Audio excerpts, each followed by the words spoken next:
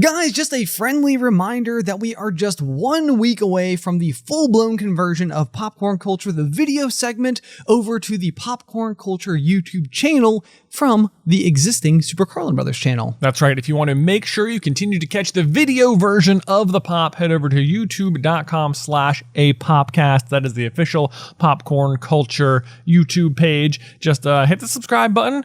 Ding the bell. That way you'll continue to get it in your feed. Ben and I will still continue to chat in the premieres with you every week. It'll just be on a different channel. And if you're listening to this on the audio, then nothing changes at all. You're good. You're good. You're good. Otherwise, guys, thank you for subscribing.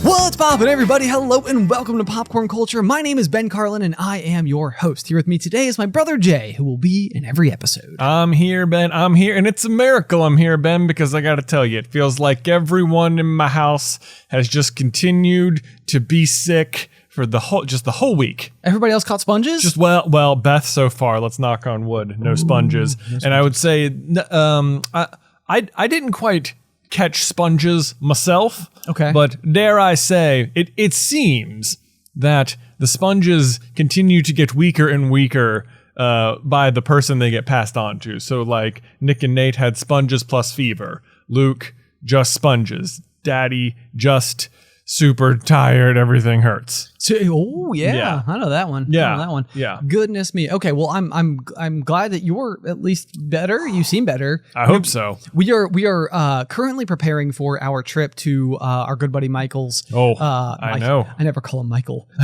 our good buddy Mike's wedding week, starting this upcoming Friday, which I'm so excited about. Same.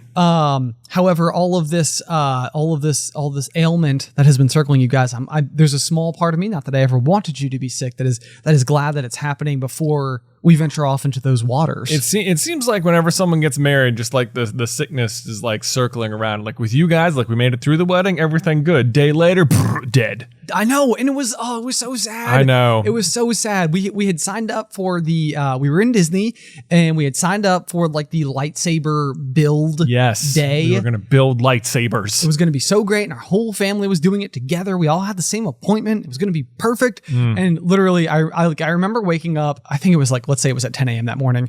I remember waking up, and it was like 4 a.m, and I was like, I don't know how I'm gonna rally by 10. And then it was like 6, and I'm like, I'm coming around. I will be better by 10. And then it was like, I think it was like 9:37, and I was like, somehow I'm still gonna make it. Yeah. You know, I'm still in my room in my pajamas, gonna rally. But I will get there in 23 minutes. It is crazy to me sometimes how powerful the rationalization in your brain can be sometimes. Like, I remember that exact feeling. It was like, the appointment was at 10 or something, and it was like, I'm not feeling so good at 7. Why don't you guys go on to the park?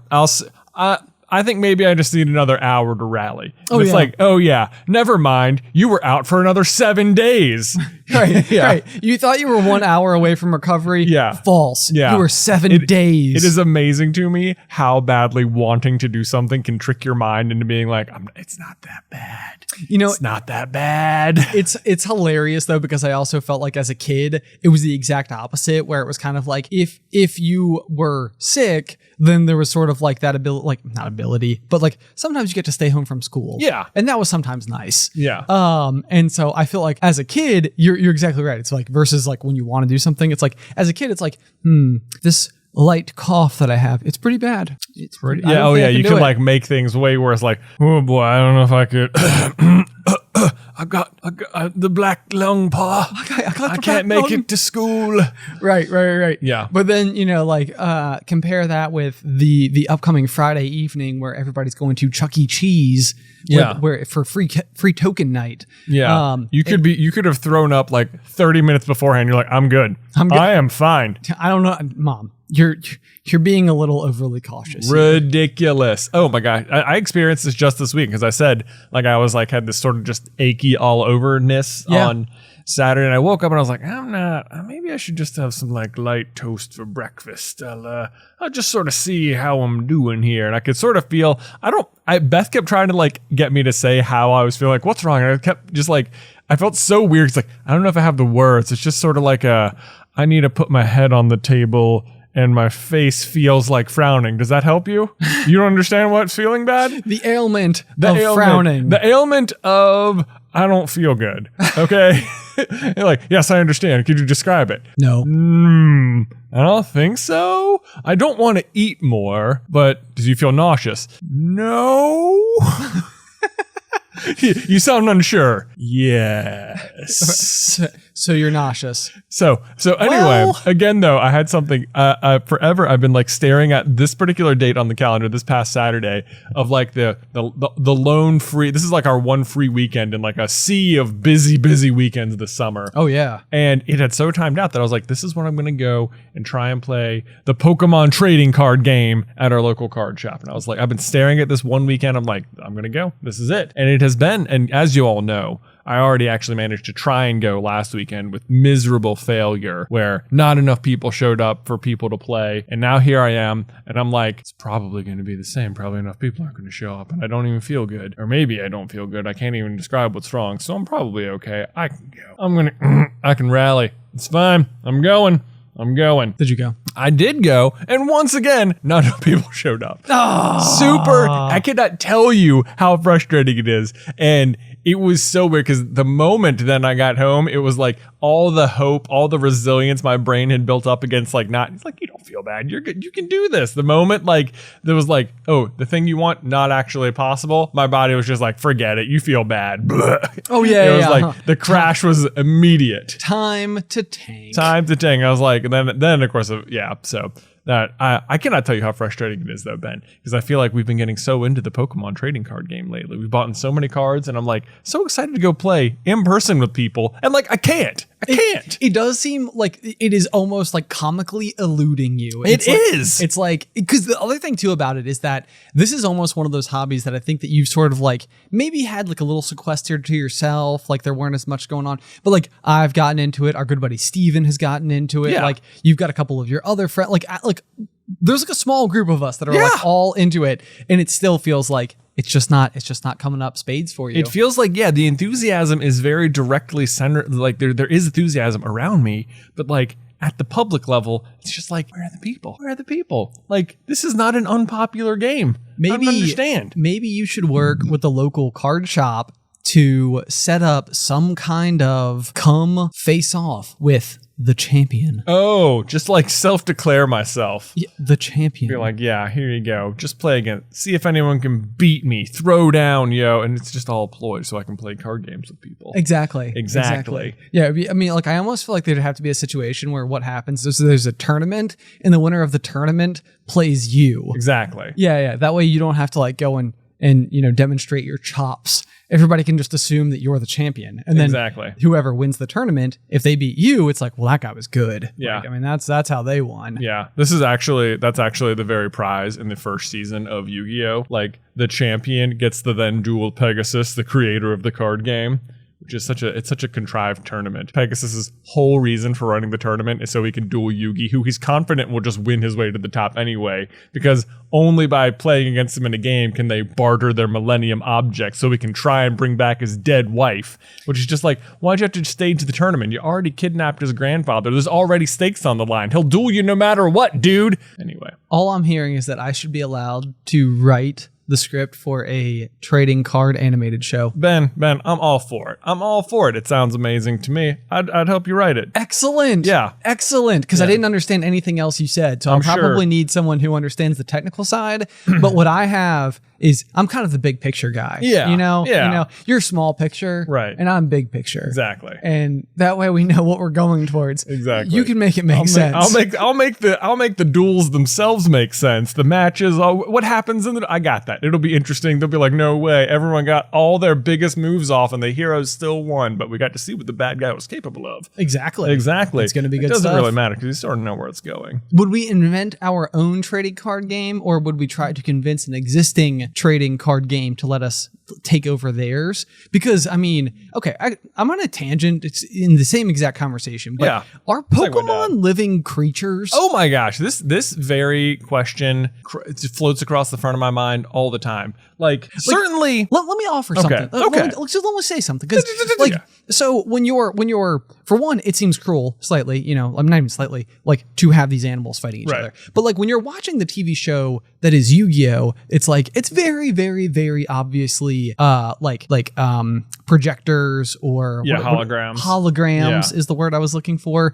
So you're in front of this big arena, and then before you are all of the creatures. So as they're like doing their battle and stuff, you understand that it's like more of like a visual display of the cards being played. But then like the Pokemon, they seem like they exist in the wild until you capture them and they turn into red light and live inside of a small ball. That you can then carry around with you. And do you need to feed them while they're inside of the ball? Are they alive while they're inside of the ball? What is this world where these I don't know. It is so weird. It seems like even across the different mediums in which you consume Pokemon, it can be different. Okay. Like in the show, you're right. They just turn into the red light. They go into the Pokeball. That's it. And then they do get them out and they do feed them, which is fine. They can be retracted via the red light or whatever. But then in the actual games themselves, you can just store your Pokemon in a computer, which is kind of weird. Yeah. And then in like but you found them in grass. But you found them in grass, and then they can be stored in digital forms. Which, so to me, here's how I interpret it. Okay. Is that no matter what you're watching, like even if you read like the manga, like there's sometimes a hold of the Pokeball, and inside you can just see like a really tiny version of the Pokemon inside the Pokeball, just like shrunk down or something. Okay. Which is sort of weird too. So lots of different interpretations of it. It doesn't seem like they have a clear answer. But here's how I interpret it. Is that the games themselves are the highest form of canon. Okay. Like the Harry Potter books. Like things can happen in the movies and maybe they count, maybe they don't. But if it happened in the book, it's legit. It counts. Okay. I'm good with that. The games are the highest form of canon. And because in the games you store them in a PC, to me, there is a certain like digitalness to them at all times. Even though like there's like it's almost like an artificial intelligence of sorts. Well, see, that's what I was going to say. Like, is there any chance that the Pokeverse is like the Matrix, like it is a simulation? That would honestly make me even feel better. Then you could have them exist basically as living creatures, but not. Yeah. Because you do have then like Pokemon like Arceus, which is sort of like the like god of Pokemon. Okay. It's like the creator of all things. Then you have like Palkia and Dialga, which are like the Pokemon of like space and time, and like they created space and time, and it's like, okay. And then you have, so it seems like they have really big concept Pokemon. Sure. That are like the entities of entire forces of nature or something. It's like, that feels like it has to be real in some way because they like literally shaped the planet, but then also they can be stored digitally, which cannot be ignored. Right. And yes, exactly. And so, I mean, again, it makes me think that what makes the most sense is that you are able to enter into this world. The whole world is digital. The whole world is digital. Yeah. So even the trainers are digital, but part of their perception of participating in this world is thinking that they're like a layer above the Pokemon themselves. But like when it really came down to it, it's really just programming that prevents the trainers themselves from being able to be captured in a Pokeball. They're not fundamentally any different. You know what I mean? I see exactly what you mean. Yeah. This might be, I'll have to do some more research to see how well it holds up. Yeah. This could be my headcanon for it. Okay. Yeah. It's like the Pokemon world is basically like the Matrix, and the human characters are just like avatars who have been plugged into the Matrix and are now living in that world. They're now living in that world, yeah. And everything in that world acts as if it is a completely real living creature because it's an artificial world. Yes. Yeah. And in many ways, that's exactly what's happening anyway, because instead of just having a giant needle plugged into the back of your head, you're just turning on your Nintendo Switch. True. Yeah. True. So it's kind of funny though, because the games themselves, like you as a person living out here in the real world is escaping into this digital game. Right. That is fun, but the characters in the game don't even know that they're characters inside of the Matrix because they are then capturing even further than them, the Pokemon themselves, who they believe to have like a greater layer of existence over. Yeah. Wow. Very mind-bending stuff. You know what's really... Whenever VR gets like extreme, like on the Ready Player One level of things, yeah, you know what I mean? Like whenever the Pokemon version of that, like whenever Pokemon creates their VR game, that's going to be the thing. Then you can literally just do it. Okay, so in like Ready Player One, in case anybody's unfamiliar with the concept, it's basically a world that would it be safe to say has like maybe out in the real world kind of fallen to ruins a little bit? It's a dystopian future. Okay. Yeah. But so the idea here is that technology is so advanced that you can wear like these haptic suits and then quite literally just go and spend all day every day existing inside of the Oasis, as it were. And it seems like for many people, it's like I wake up, I feed my like biological body so that I can continue to exist inside of the Oasis, which is like my preferred existence. Yeah. And that gets really, really trippy real fast. It's really depressing really fast. But yeah, it's like the world has gotten so bad that everyone just escapes into the game every day to live in a much nicer place. And then because everyone's doing that, the real world just continues to get worse because nobody's out there like repairing no one's actually repairing it or caring or doing anything. It's just everything. And it's like money matters more inside the game than it does in the real world because that's where everyone is then and stuff like that. So it's like power then in the game is more like power in real life. And that's basically what the book is about. Right. Yeah. Yes. is like by achieving, because I mean, and we've talked about this before too, like the perceived value of like a currency, like a dollar bill has value because we give it value. Yeah. So in the same way, this is almost like by being a high achieving person inside of the Oasis, it's like, you're well known because of that. Oh, it's crazy. Like in the book, if you haven't read it, I would totally recommend reading it. It's a very good read and very easy. A very good listen to. It's read by Will Wheaton, which is fun because he's also like an Easter egg inside the book, but that's not besides the point. But like in the book, like Wade, the main character, is able to like spend his in-game money to order like real life pizza. Right. You know what I mean? Yeah. It's like he can go to a pizza place inside the Oasis, which loads up menus from local pizza places to his actual physical location in the real world. Right. And then he can order something there, and in real life, probably not even person, in this case, like a robot, delivers the pizza to his actual home address, even though he's just playing the game. And the money he spent was not real money, it was in-game currency. It's like cryptocurrency. Yeah, it's like cryptocurrency has taken on, and so it's very crazy. Like even like they're trying to like bribe each other with stuff, and it's like with in-game credits. Right. You know, but for real world stakes.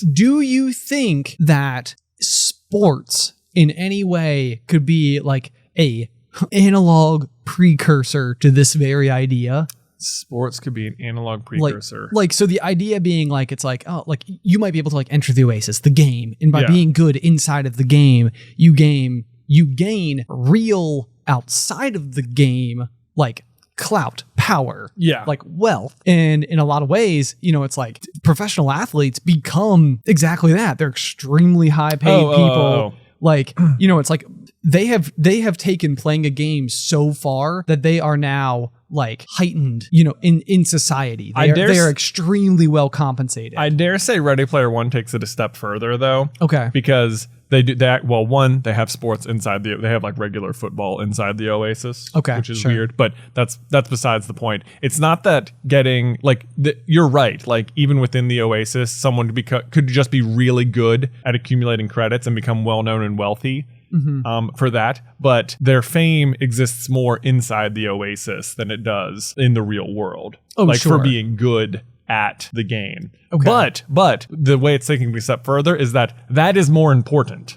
Yes. Right. Like it's like, what's the point if you're not even famous in real life? It's like, because the world is at a state where it's more important to be famous in the game than in real life. Right. Than in real life. Well, and again, though, I feel like I could, circle back to the exact same conversation would be like prior to professional sports being how we know them today, it very well could have been the case that, and I don't know the exact history of what the pay scale has been like in the arena of professional sports, or if they've always been things that people have like heavily flocked to, you know, but like, I wonder if at any point in time it could have been the case where it was like, well, I want to go and play baseball for a living. It's like, but we need you in the mine, you know, and it's like, what are you doing over there playing this silly game when you have a real career over there in the mine? Yeah. You know what I mean? Like, But then it has like quite literally progressed past like it is now a better career option than the mine. Like it almost feels comical to compare those things. It does, yeah. Like no one would choose to go work in a mine over being a professional Major League Baseball player. Exactly. Yeah. Right. But like it doesn't seem like always it could have been the case that by being a professional, like even playing a sport at the top tier, maybe even before there was like Major League Baseball, the organization. Yeah. You know, it's like, what kind of pay would you have been getting at that point in time? Or would you just be also playing, air quotes, professional sport in addition to having a career? Right. That's like minor league sports, right? Yeah, like sure. if you go see our local Salem Red Sox, I don't think those guys I don't think that's their full-time job. I don't think it's their full-time job. Or not all of them anyway. Right. That would be something to dig into. Like understanding a little bit better, like what is it like? Because that has got to be, even in like high school sports, college sports, like the amount of commitment of your time that goes into you know, being at practice, being at games, like traveling to wherever to compete. It has to feel like everything else is just kind of unimportant. Like, or because like one, it feels like it'd be hard for, like if you just had a regular office job where you like reported to a manager during the day, but then were playing baseball in a semi-professional capacity in front of crowds 2 or 3 times a night, plus practice. It would just feel like your day job was so, what's the point? Yeah. Or I could see it feeling the other way around. Like if you're not making as much money there, feeling like, well, like is it worth putting myself through so much stress and like physical endurance when it's not even my main job? Right. Yeah. Or is that just the dream? Is that the love of the game? Yeah, exactly. Which actually is kind of interesting. Hang on one second. Okay. We've got a note here from Scott Smith, who wrote into the email. Okay. Who was asking questions about this very thing. He was like, what does it mean to follow your dreams? And how do you know what your dream even is? And it's sort of interesting. I mean, I feel like people have amended this over time to kind of be like, what is your daydream? Like chase your daydream. Okay. Because I don't know about you, but like my dreams, if I were to chase those, that would be just so obscure. Like, yeah, there is no consistency to it for one, and they are not things I would aspire. You mean like your dreams at night? My dreams at night, okay. my actual sleeping dreams. Yeah. But I think this is a fair question, because I myself, going through school, like I think that like I was a middle school student. I knew a middle school student, and I knew after middle school there was high school, and I knew after high school I was going to go to college. Yeah. And you know, like after college, I just sort of assumed like there would be a job, and I would go and do that job. But for me, it was never like I didn't ever know, or I was never exposed to something where I was like, this is what I want to do. Like, right. I want to go and like earn education, because every morsel of like fact I can pack into my brain is going to make how to do that thing. Yes, will make me better at this. And like, that is what I want, is experts who I can ask questions to so I can get better at this.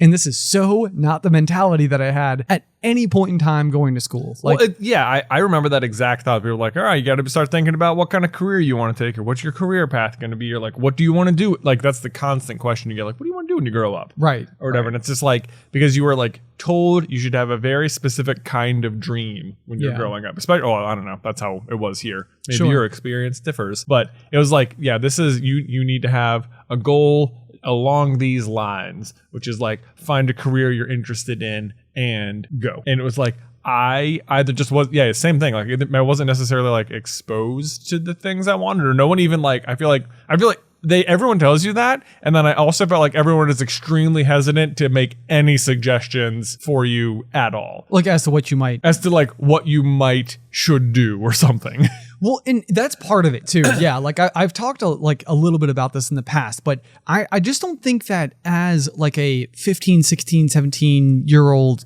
kid, I don't think I had enough scope to understand like where I might have been good at something, but like not knowing it, because if you're good at something, even naturally, a lot of times you don't realize that it's even hard for other people. Oh yeah, for sure. I mean, that was how it was even just getting into like the kind of stuff we talk about on the channel now. Like, you know, when we started talking about Pixar or Disney or something, part of me was just so hesitant to like, well, like everyone just knows all this stuff. Right. Like, I mean, we all watch these movies growing up. Everyone's this aware of the Easter eggs in Pixar. And, like that was my experience. It was probably most people's experience for the most part. Right. But turns out that was not true.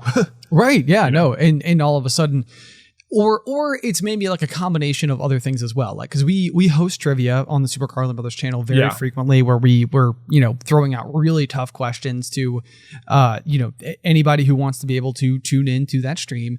And the people out there are great. Like, they're so smart, they're so sharp, they know all of the fandoms extremely well. But like, maybe this is where you're underestimating a little bit of like the other skills that we had growing up. Or it's like, again, like our dad was like this TV news anchor. So it's like, were we absorbing a lot more of what it was like to be like speaking in front of people than we realized? Because this is something that like we probably would have witnessed just about every weekend of our childhood, was our dad like emceeing an event or going and talking or whatever.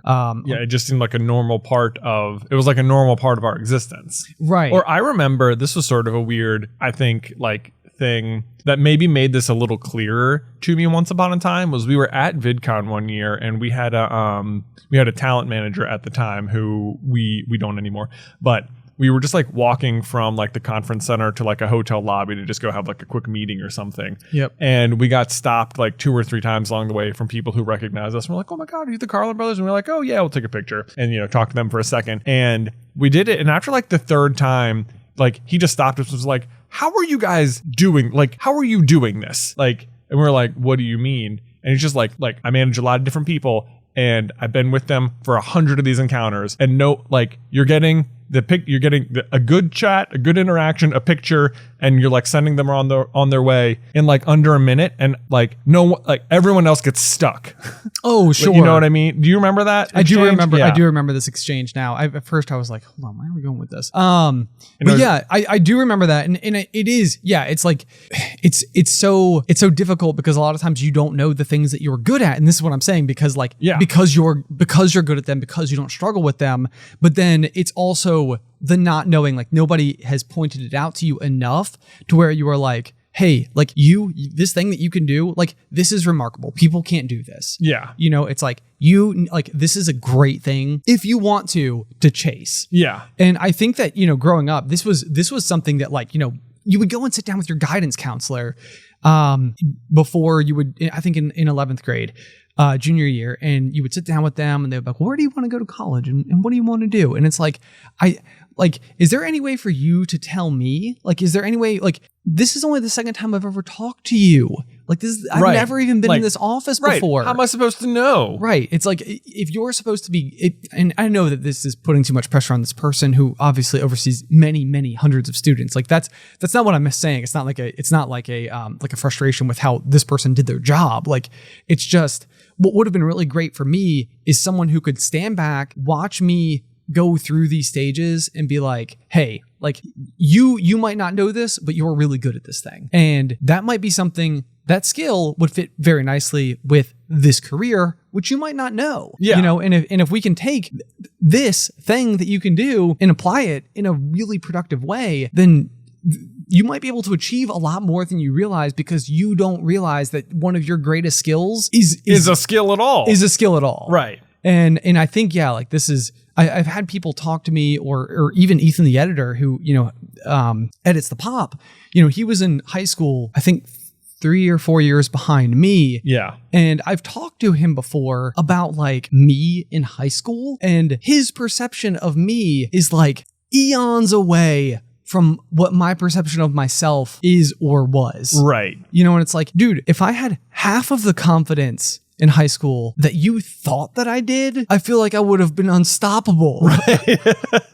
Like, I mean, it makes me like, I am so flattered that you're saying these things. And I'm so happy to know that this is maybe the way that I was perceived, but I can also tell you, I genuinely did not know. Right. Yeah. You're like, this is news to me. Right. Like I wish I'd known. Right. Yeah. Yeah. Like how much more would you have thought you could tackle if that was the case?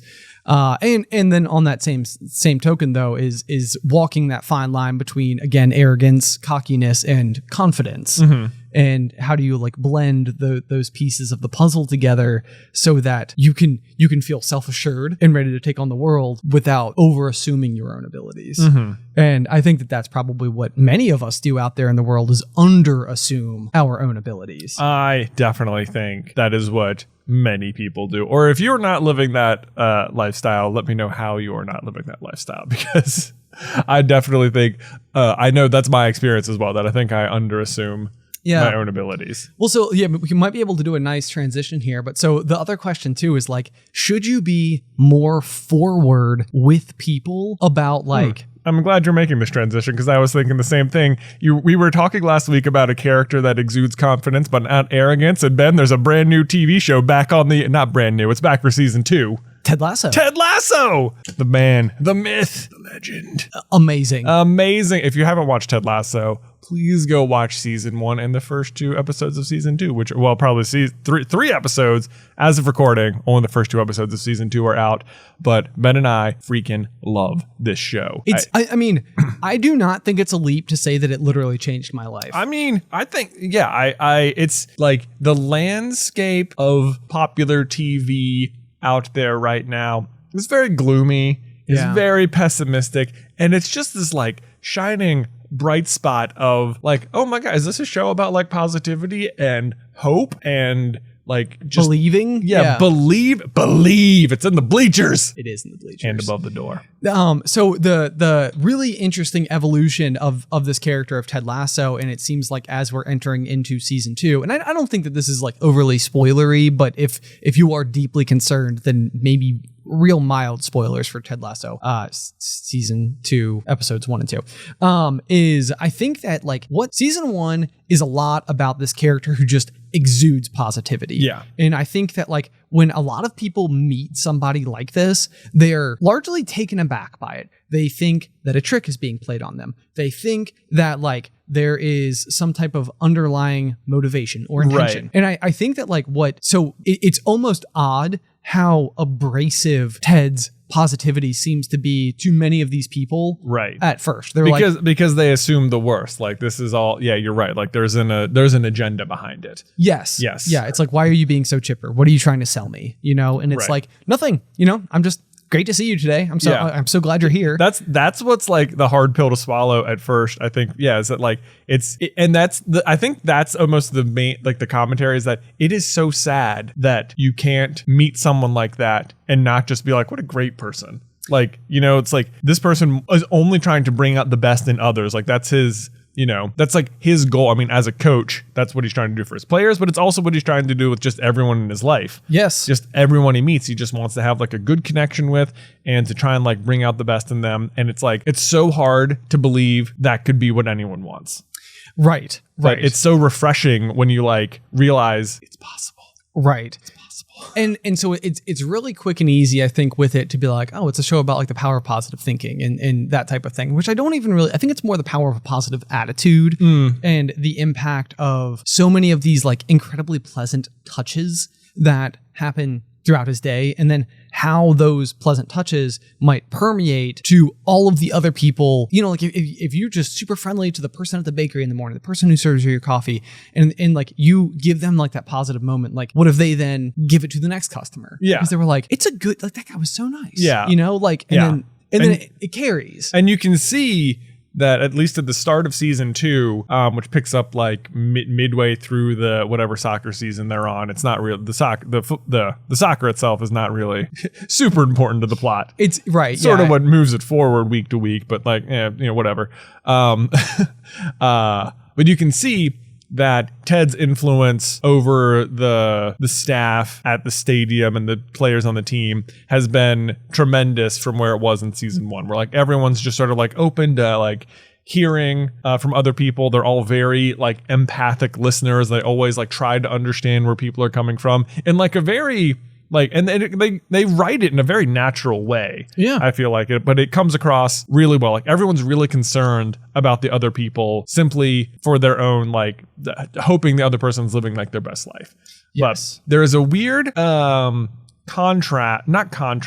They introduce, I can't tell if this is going to be like more what the season is about or something. It seemed like the whole first season was sort of like a little bit about, I don't know, like forgiveness maybe, which we've talked about before. Yep. But so you have, in the first episode alone, I think 3 different examples of characters being extremely blunt with each other. Like one character who's like an ex, member of the team now. He's sort of just known for being, like a rude cuss or whatever. Yeah. And doing a lot of cussing. His little niece or whatever is keeping track. It's like in the thousands or something. Right. So like every time he says like a cuss word in front of his niece, she writes down like a thing in her ledger, and he owes her like $1,200. Yeah, like $1 per cuss or something. Yes. So it's very funny. But he's like a very rude person, and he like is just like, very, very rude and straightforward to, another character in the show about like who she's dating. Yep. And just like tells her how it is. And it's like that was extremely blunt, maybe a little too far, but it's effective. And she like listens to him and like makes a decision based on that advice. Well, and so I love that. So the particular example, so we're dealing with a character who is incredibly blunt. Like this is the way that he communicates with things. And he's not like, he's not going to be subtle about anything. It's going to be very loud, very direct, whatever.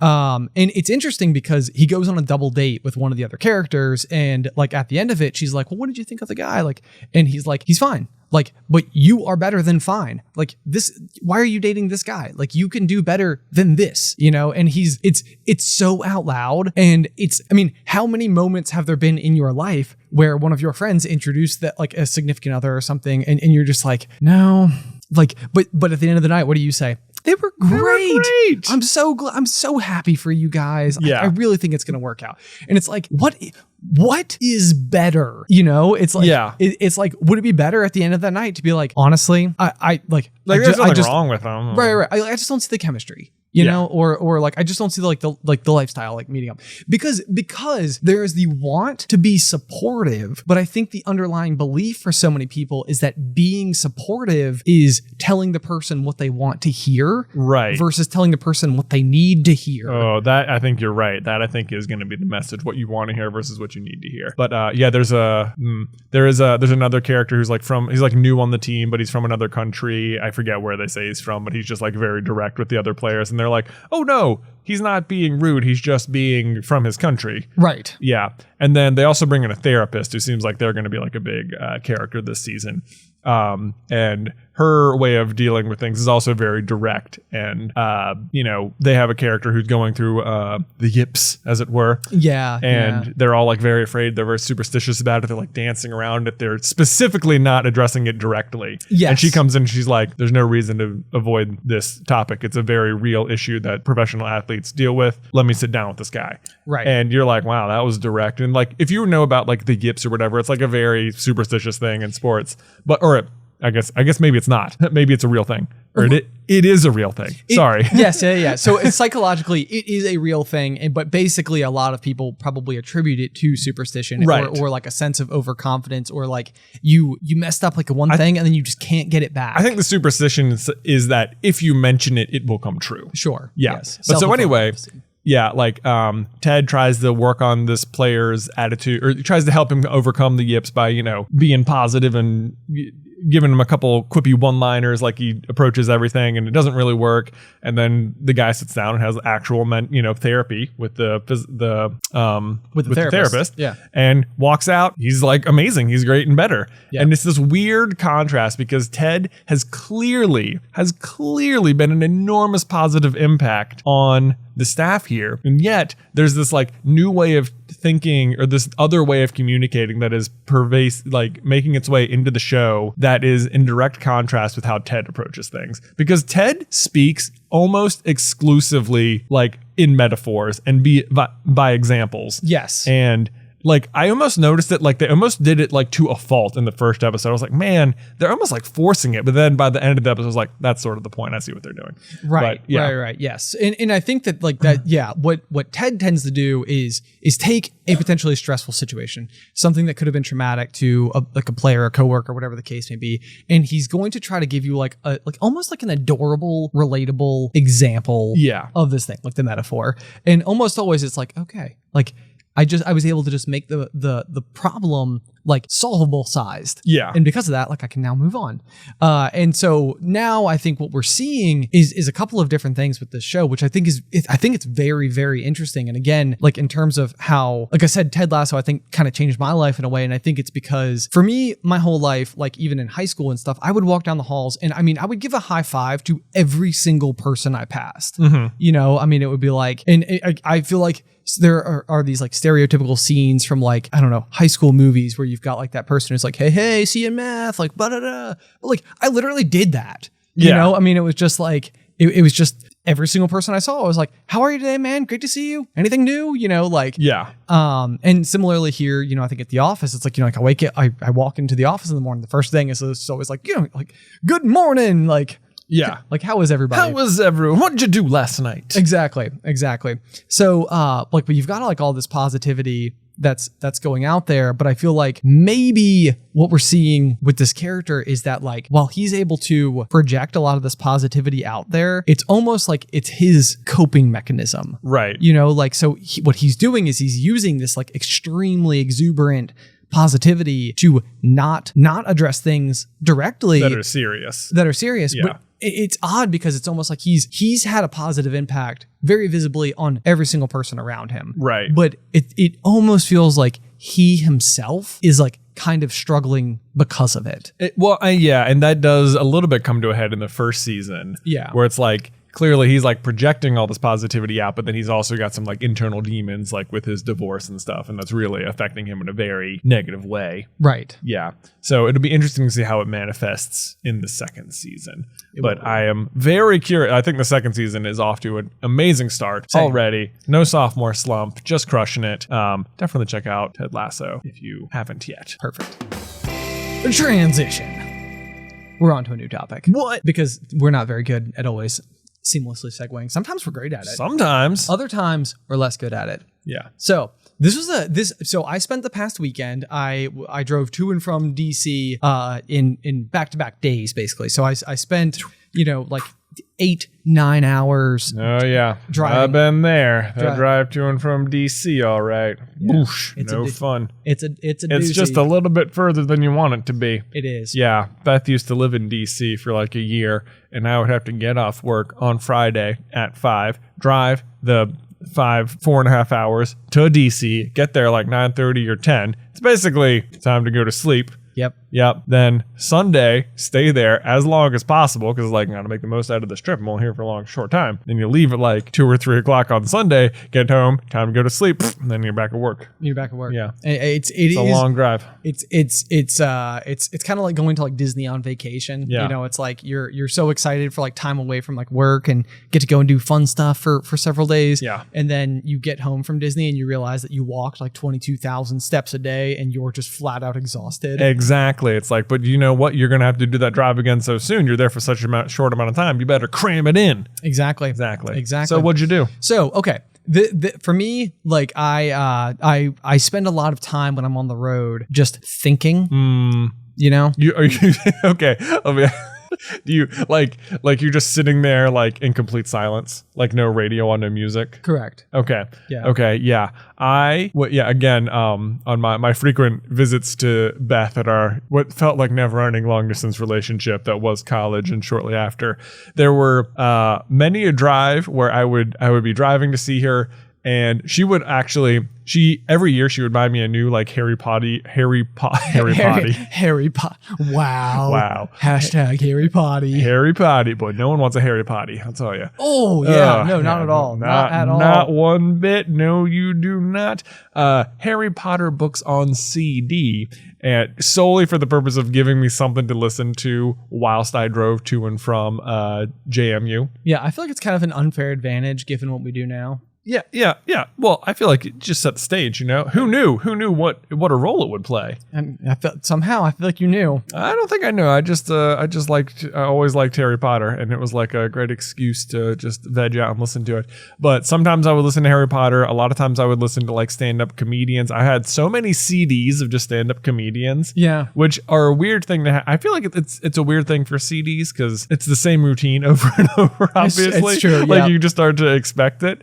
But anyway, I listen to a lot of comedians that way. And then sometimes, very rarely would I listen to just music the whole way. Okay. But there was the occasional drive where I would just get in the car and I would sit in silence and just think the whole time. And wait, so this was a unique thing for you to do? Not entirely. I mean, sometimes I'm just saying there were different things I did. And sometimes it would be, and I get there and Beth would be like, what'd you listen to? I was like, nothing. My thoughts. My thoughts. Yes. Okay. Well, so that's me. So like usually when I'm on the road, if I was by myself, I probably would listen to like an audiobook or something like that. But usually the issue is that I find myself that I'm like halfway through a book and Alice hasn't read the book. And so it's like, I can't really like turn it on while she's in the car because I don't want to listen to it, whatever. So basically just like, cruising along for hours on end, like just thinking to myself. And this usually means that I have like many thought spirals and, I go down like big long lines. And then usually I feel like I need to like decompress when I get there. Cause I'm like, I need to like ask somebody, was this like a groundbreaking thought or was this not? So my question. Am I the person you're asking now? Oh yeah. Okay. All right. Buckle up. All right. So, this is me asking a question. This is not me asserting, just for the FY-izzles. Okay.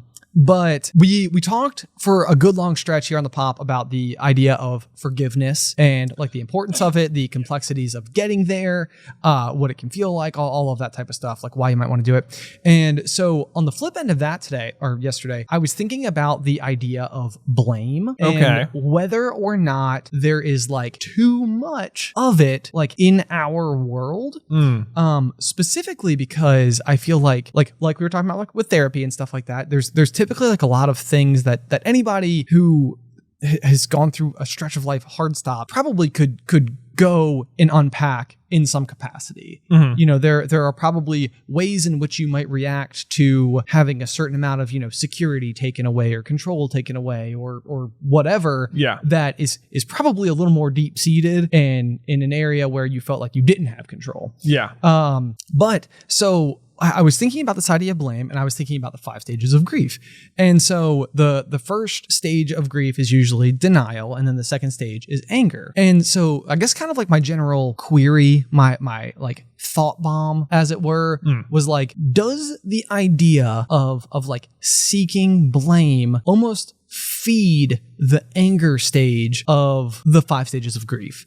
So it's almost like, so something bad happens and as you are like processing it, as you are going through it, there is the need for blame to be assigned, whether that might be like by way of like lawsuit, social lawsuit, like who's coming out where at the end of this and why. Like what is there like punishment, is there vindication, whatever the case may be.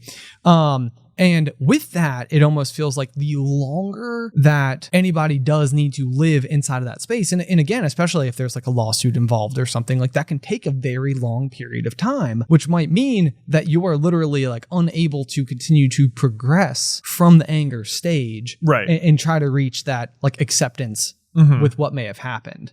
And so the sort of like outward spiral version of this, I guess, if you will, is almost like by way of being stuck in the blame process of a lot of situations, like who was to blame, or like maybe even the idea of like unfinished business, like where something negative happened in high school, like we've talked about, like people from like years ago, and it's almost like if you ran into them, it's like the first thing on your mind is something that happened 12 years ago. Right. And it's like, I never got to let that go because there was no, like nothing ever really like came of it. Right. And how much does that then inner turmoil affect so many other things? Like, do you see what I mean? Like, it feels like a compound very quickly. I think I do see what you mean. Let's see. There was a lot of things there. I know. I'm sorry. No, you're good. Okay, so let me start with a question. Okay. Yeah. So just this to make it a little more simple. Do you think that blame can feed anger? I think that anger makes you blame. Okay. Yeah. So I think blaming someone is like if you can just like, because let's see, where are we talking about? The 5 stages of grief, right? Yes. So I think one caveat with the 5 stages of grief is that it's always presented in like a very like denial, anger, bargaining, acceptance, depression, acceptance. Like it's presented in this like linear format. And this might be like the most common order for things to happen in, but it's not necessarily always directly in that order. True. And it's not necessarily always specifically linear. Whereas like once you complete one stage, great, you've made it to the next stage. Congratulations, you're past anger. Right. There is plenty of room to go back and forth and up and down and left and right and go right back to denial and then straight to anger and then to be depressed about it and then be like, oh, maybe it wasn't that bad. And then, like you can go all over the place in it. Sure. So I think there's that, but I think the act of like needing to blame someone is fueled by anger, because it feels like if you can like put this, because assigning blame makes it someone else's fault, and then if you can like punish that person, then it feels like you can get closure on the situation, right? Yes, but I think that, and I think that that's the perception in a lot of ways. It's like if someone could just be blamed and something can come from this, then I can move on. Right. Okay. Okay. So that's your line of thought here. That would be my correct. Yeah, sure. And is there too much of that? Is there too much of that? Like, is there too much of an emphasis on the idea of this external blame versus the internal acceptance? Yeah, I think so. I would bet that very often, even if you blame someone and even if that person is punished and even if it's in a way that you find satisfying, that you are still probably pretty hurt. Like It's not necessarily that they did it, it's what was done. Is more the thing. And it's not like that person maybe doesn't deserve some sort of consequence or something, I think it's totally natural to like want to blame someone. But the greater issue is like what the actual harm was. Sure. I think is probably what it is. And I think, I can never remember the exact wording on this, but it's something along the lines of like a wise man can like sees trouble hold on. I'm going to find it real quick. No worries. Pause. It feels like it will have more impact this way. All right, here's my quotes.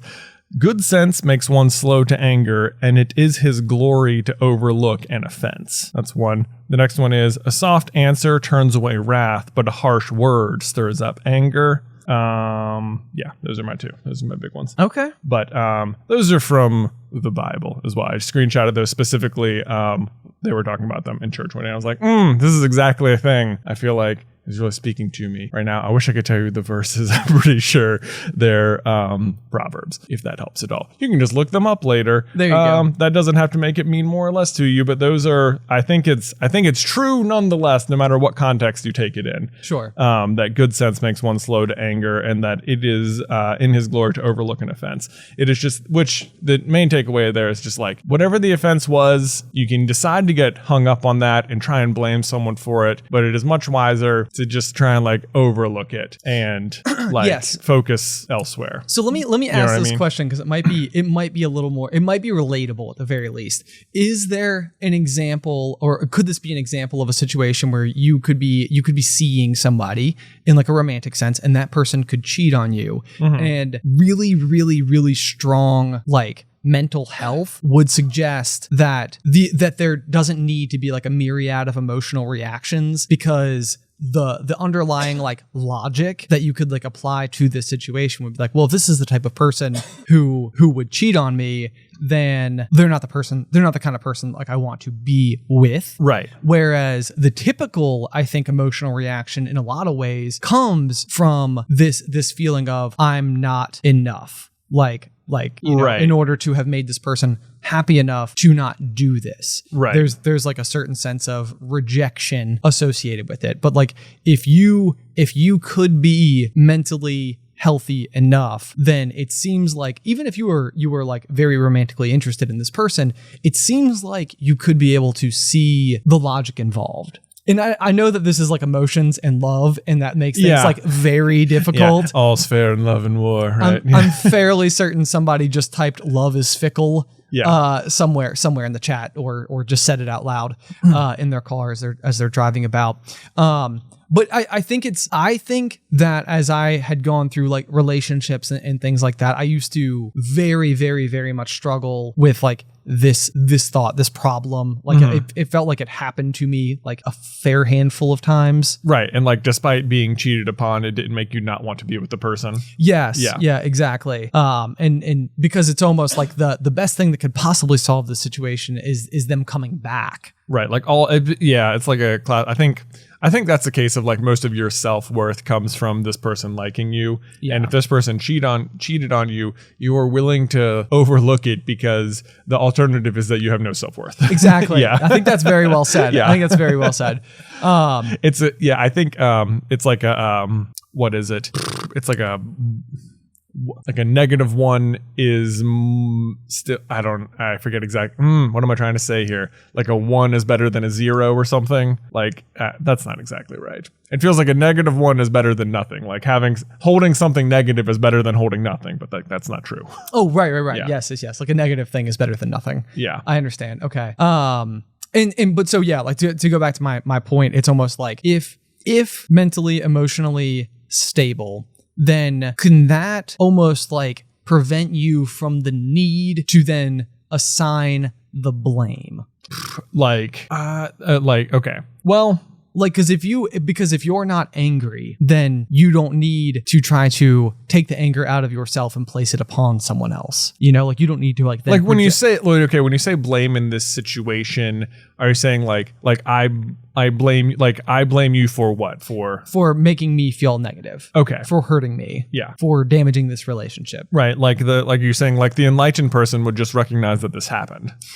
Yes. So the question would basically be, if we want to use enlightened person as the version of this, the enlightened person would be able to recognize that someone who would be willing to cheat on you is not someone who you want to date. Right. And therefore it's like, it's almost like, oh, okay, well, that settles that. Like, we are not supposed to be together because I don't want to be with someone who would cheat on me. Right. And being able to just walk away from that. Right. And I mean, I think that it would take a huge measure of self-worth for that to be the case. Right. But I think for many people, it may be the case that like, there could be deal breakers, you know, things that you don't want in a partner in life or whatever. But I would say that probably one that many of us would agree upon is not someone who will cheat on you. Like, yeah.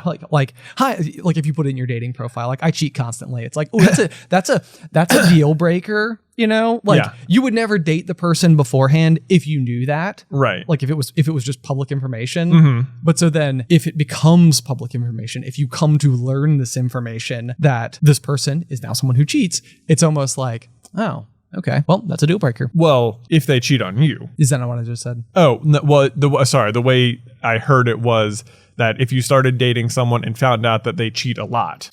I'm sorry. No, yeah. Like what I was saying was before you ever were to date somebody, again, like if you were like on their dating profile and it came up and you know, like the top thing about them is I cheat on people. It would be before you would ever even date them, you'd be like, oh, no. Like that, like this quality, deal breaker. I'm not interested in that at all. But so then how come it's also not true if you were to discover it like after the fact? Oh, right. Is what I'm saying. So it's almost like, oh, you're someone who cheats on people. In that case, it's a deal breaker anyway. Like I'm not interested in being with someone who cheats on people. Right. Like, so the real thing, the obvious difference here is the emotional attachment that certainly would have come from the betrayal involved. Yeah. You know, could be significant. Well, it's such a weird question because at the same time, if you are like so unemotionally attached to the point where it's like, oh, well, I guess this just happened. Never mind. Like maybe I understand why they cheated on you. Oh. Like you get, maybe not like that, not that it justifies it, but maybe, you know, do you see what I mean? I do see what you mean. Like if you're so detached from everything anyway, maybe you weren't very fun to be with, or maybe you weren't offering a lot in return in other ways. Not that makes it okay to cheat. Like you should just like officially end something before you go. If like someone's, Right. Yeah. You guys get it. Quality clarification. Well, yeah. Yeah. So I don't know. I mean, this would just be the question that I would throw out there is basically, and my thinking would be that if we can reduce the amount of blame that we put on the world, so it's almost like something negative happened, I need it to be someone else's fault. And in many cases, it very well could have been somebody else's fault. Yeah. Like direct neglect could have been the reason that this happened. Well, honestly, the more you're saying that now, I'm not even sure this is a part of anger. If it's not more of a part of denial, then interesting. Okay, give me that. Like so to the point where it's like the main thing is that this wasn't my fault. Like the main thing is that I'm not to blame. Sure. Which is like that could be denial. Like, well, I didn't do anything. This is not. You know whose fault this wasn't? Mine. Right. Well, and again, I think that there's probably a lot to be said for that as well, like something negative happening and like recognizing how negative it is, and then also not wanting to have directly contributed to the negative thing happening. Right. So it's like, and there's probably a lot of that, because the more that it can be someone else's fault, the less that you might put it on yourself. Not that at any point in time it is your fault, but your brain sometimes can do its own things back at you. Yeah. Like where it might try to convince you that something that wasn't your fault was in fact your fault. Oh yeah. And at that rate. Oh, you're right. You can go back to the cheating thing. This was my fault. You cheat on me, that's my fault. It's right. Right. Yeah. Right. Yes. And so I guess what it comes down to though is like, are we taught to do this type of thing? Like this is the question. Like, is this something that's almost like become such the norm that when something happens, it's almost like we need to figure out whose fault it was, instead of focusing on like, okay, like let's say my car was parked outside of my house and somebody ran into it. And instead of being upset with the person who ran into my new car, I am able to just be like, you know what? Like they had their own problems, like this was their irresponsibility. Like this is something I know they're going to have to deal with. They're going to be having their own struggles. Instead of being upset with them, let me start focusing on how to fix this, the emphasis isn't on whose fault it was. The emphasis is on finding resolution to it. Right. I think that's definitely the healthier approach to most things. I do think there's probably a certain amount of like, I think probably what happens is blame is incentivized in many ways in like our culture, where like someone hits your car and it's super obviously their fault and they were texting and you have them on camera or something, It's just like, it's like, you're right. Maybe like it's obviously their fault. Right. They are to blame. Like it is their fault this happened. Not because you blame them, just because that's true. Right. And it's like, does that mean you need to file a crazy lawsuit against them and like score big? No, it doesn't mean you need to do that. But could you successfully do it? Probably. And sure. Would that benefit you in a very high financial way? Probably. Right. And if that's the case, why wouldn't you? Right. So, but the why wouldn't you is the answer. Okay. Right. Okay. I could see that. Have we lost the thread? Or are you just spinning now? I think my brain is like, it's like I have like so many different, like little movements going on up there. It's like, I wish you guys could see all the wheels. Many of them are turning. Right, I can hear them. Yeah. Okay, let me think here. Yes, okay. So the thing I keep coming back to though is that if there is less of that all the time and always, it's almost like going back to like the Ted Lasso thing and like having that like positive interaction with somebody and how contagious that positive interaction can be. Yeah. And if we lessen the importance of the idea of blame in general and focus a lot more on how to come to terms with some type of despair, like something negative that has happened to you, and putting more energy into how you're processing the actual impact of whatever happened as a result, versus trying to take all of the negativity and try to make sure like and see how much of it you can just take and place it on somebody else because it was in fact their fault. Right. So and I guess the idea being like, it's like, could you make all things better in sort of like an outward spiral, because there was less blame here means that like as time goes on and other things happen in more situations, that there's like all around less blame and a greater sense of community. Yes. I think so. Okay. I think it's probably better to not burden more people with negativity. Yes. Okay. Yes. Well said. Well said. There you go. Why don't we end with a corny joke? Oh, yeah. We'll just get back to nice and light. Nice and light. Because I want everybody who's listening to go on and have a happy, jolly day. Have a good chortle here at the end. A good chortle, a safe weekend, a moment to think to yourself about like a really interesting, deep-seated thought that you have that you want to submit to a certain popcorn culture podcast. Yeah. Because the host likes to talk about these things. Yeah. So it's like, okay, I'm gonna go take that moment. Yeah. Yeah. Okay. So corny joke. Here we go. This one is going to come from Desiree Diaz, who says, "What do you call a shark with no teeth?" Like, what do you call a shark with no teeth? Just like gums? Close. Oh? Jaws. Oh. Do you get it? With no, because then you're just jaws. Because then you're just Jaws. Then you're just jaws, no teeth. Yeah, exactly. But like a shark is also, there's a very famous shark called Jaws. Yeah. You may have heard of it before. I've heard of him. Yeah. It's one of my favorite movies. I'm aware. Yeah. Very good movie. That's why I picked this particular joke. I was like, I know Jay likes Jaws. This will be very fitting. Plus it's summer. Yeah. It could be Shark Week. Who's to say? Who is to say, really? Yeah. The Discovery Channel. Right, yeah. They are the authorities Mm-hmm. on it. There you go. All right, guys. But otherwise, I think that's all we have for this week's episode of The Pop. I think so. Just a reminder that this is the last week. The video portion of The Pop will be on the Super Carlin Brothers main channel. Yes. Next week, it will be on the Popcorn Culture YouTube channel, youtube.com/apopcast. There you go. And if you would like to support us on Patreon, we have lots of cool perks where Jay and I record lots of additional content. You can check that out at patreon.com/popcornculture. Otherwise, you can submit any feedback you may have to me by emailing popcornculturepod@gmail.com. Otherwise, until next week, Pop, pop.